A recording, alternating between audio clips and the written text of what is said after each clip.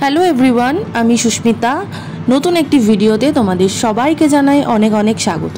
আজকে রবিবার 26শে মে। সকালবেলা ঘুম থেকে উঠে এখন চলে এসেছি একটু ছাদে। আকাশটা দেখে বুঝতেই পারছো যে খুবই মেঘ করে রয়েছে, সাথে ঝিরঝির করে বৃষ্টিও পড়ছে। আসছে সাইক্লোন রেমাল, এটা তারই প্রস্তুতি চলছে এখন। আর ওই যে আমার সাথে সাথে সুশান্ত এসে পড়েছে ছাদে।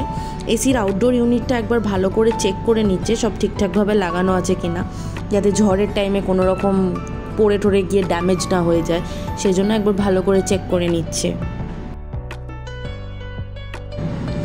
দূরে ওই দেখো একটা আম গাছ থেকে আম পাড়া চলছে। ঝড় আসার আগে গাছে যত আম ছিল সব নামিয়ে নিচ্ছে, যাতে নষ্ট না হয় কোনো আম।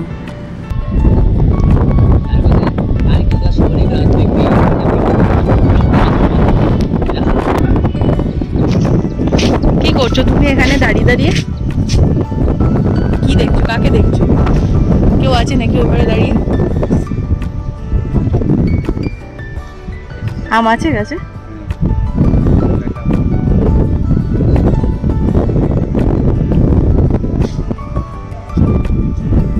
আশা করি গাছপালাগুলো যেভাবে নড়ছে দেখেই বুঝতে পারছো যে কিরকম হাওয়া, আর ব্যাকগ্রাউন্ডে হাওয়া যে দিচ্ছে ভিডিওতে বোঝাই যাচ্ছে।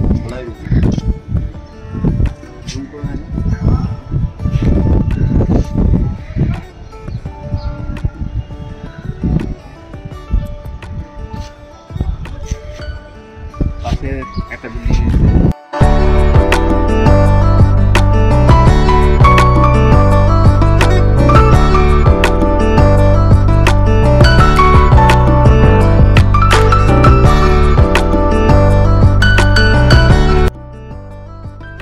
এখন আমরা নিচে এসে গেছি, আর নিচে এসে একটু চা বসিয়ে দিয়েছি। চা খেয়ে তারপর জলখাবার কিছু বানাবো।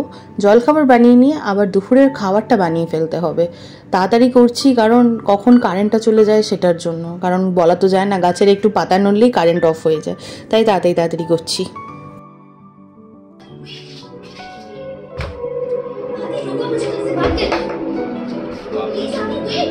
ধন্যবাদ। পছন্দ হয়েছে? দুটো কিন্তু তোমার না, একটা আমার একটা তোমার, দুটোই আবার খেয়ে ফেলবে না। না আরে কি এটা? কি ওর জায়গা নেই? করো না করো না, খাবার রয়েছে, লোম উঠবে। আবার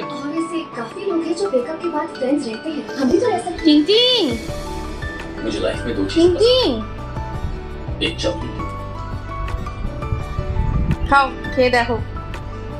আর ভেতরে কিন্তু টুথপিক দেওয়া আছে মাঝখান দিয়ে, তাই সামলে।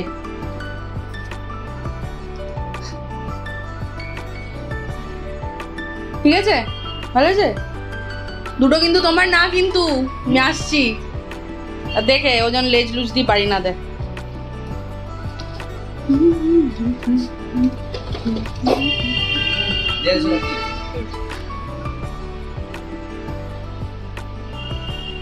বৃষ্টি পড়ছে। এই ঝড়টা দেখে বছরখানেক আগের আমফান ঝড়টার কথা মনে পড়ে গেল। তখন ঝড়টা হওয়ার মাস তিনেক আগে আমাদের সদ্য বিয়ে হয়েছে। মা বাবাও কাছে নেই, আর কলকাতাতেও আমরা দুজন একা, শুধু আমি আর সুশান্ত। মা বাবা শ্বশুর শাশুড়ি সবাই খুব টেনশনে ছিল একা একা কিভাবে আমরা থাকবো। আর তার মধ্যে সুশান্ত কী করেছে, মোমবাতি কিনতে ভুলে গিয়েছিল। বাইরে দুপুরবেলা যেই ঝড়টা শুরু হলো অমনি লোডশেডিং হয়ে গেল, আর ঘর পুরো অন্ধকার। বাইরে ওই সাংঘাতিক ঝড়, আর ঘরে আমরা দুজন অন্ধকারে গুটিসুটি হয়ে চুপচাপ বসে রয়েছি। শেষমেশ আমাদের ল্যান্ডলেডি আন্টি একটা মোমবাতি দেয়, তারপর গিয়ে ঘরে একটু আমরা আলোর মুখ দেখতে পাই। যদিও ওই দিন রাত ঠিক 12টার সময় কারেন্ট চলে আসে, কিন্তু এক একটা জায়গায় এক সপ্তাহের ওপর লেগে যায় শুধু কারেন্ট আসতে। প্রচুর ক্ষয়ক্ষতি হয়েছিল সেই সময়। আমরা যেখানে থাকতাম আগে সেখানে গলফ ক্লাব ছিল। গোটা রাস্তায় বড় বড় গাছ ভেঙে পড়েছিল, পাঁচিল ভেঙে পড়েছিল কোথাও কোথাও। জানি না এই ঝড়টা কতটা ভয়ঙ্কর রূপ নিতে চলেছে। আমরা তো তাও নিরাপদে আছি, নিশ্চিন্তে আছি, মাথার উপর শক্ত ছাদ আছে। কিন্তু ভাবুন তো সেই উপকূলবর্তী মানুষগুলোর কথা, যারা একটা ঝড় থেকে সামলে উঠতে না উঠতেই আরেকটা ঝড় এসে আবার দরজায় কড়া নাড়ে। ভগবানের কাছে এই বিপর্যয়ের সময় একটাই প্রার্থনা, উপকূলবর্তী এলাকার মানুষগুলোকে ভালো রেখো, নিরাপদে রেখো। আমাদের সাথে গল্প করতে করতে আমার রাতের রান্নাও কমপ্লিট।